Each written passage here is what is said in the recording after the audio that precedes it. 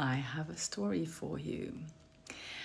One day, years ago, one of my colleagues comes into my office and asks if we can shut the door. And we sit down, and he asks me, very seriously on the one hand, but also with a very visible awareness of the irony of the situation. He asks me if I would be willing to be his witness in apostasy.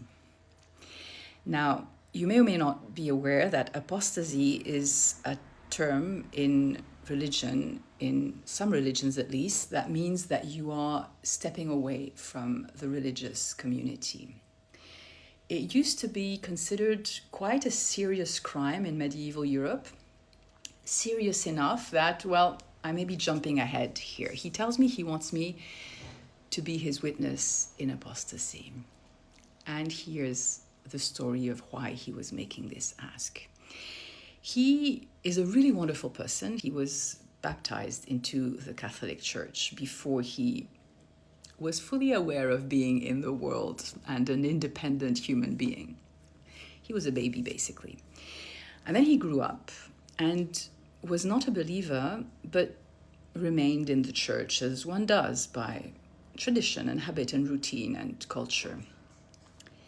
But then he married, and his wife is someone who feels more strongly about the importance of living with non-religion. And so after long discussions with his wife and years of being together, he was finally convinced that he really needed to leave the church. Except it's not easy to leave the church.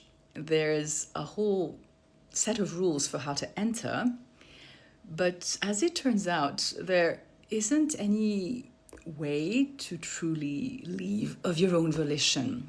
You can't just ask to be struck off the registers. You actually have to be excommunicated. And there's a series of crimes that you have to commit in order to be excommunicated. Some of them require a decision of the bishop or perhaps even the pope, but if you're waiting for a case-by-case decision, you can wait for a very long time. So you have to go for a different kind of crime. That means you are automatically excommunicated. Now, he had looked around at this and had identified two different crimes you could commit, crimes in the eyes of the church, of course, I mean. And one of them was not an option for him because it was performing an abortion. And he could not do this safely because he was not a health professional. So good on him. He set that aside immediately.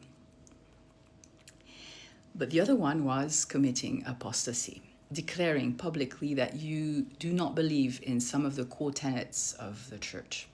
But he needed this to be witnessed, hence the ask.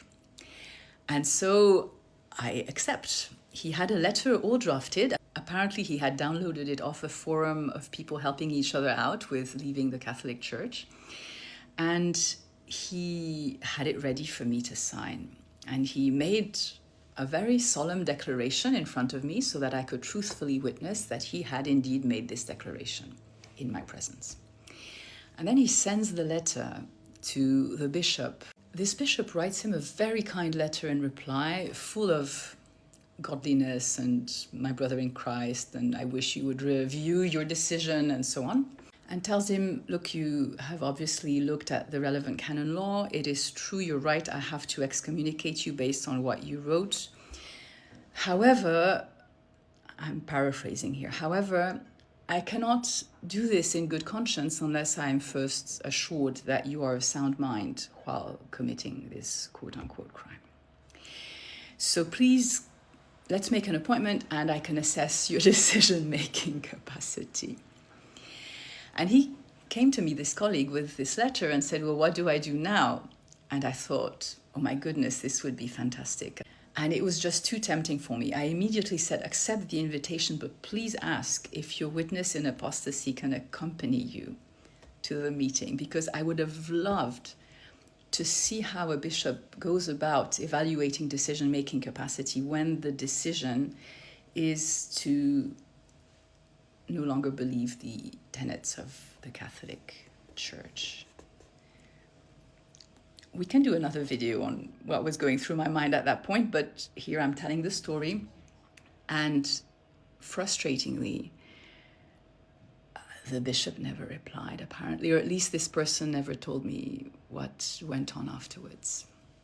And to this day, I am uncertain as to whether he succeeded in his project of leaving the church or not. It is possible that it got hard, and as the popes changed, he revised his position, because this was a long time ago. It was a very different pope, and different popes will change the willingness of people who don't really believe in God to stay in that club, basically, or not. Yeah.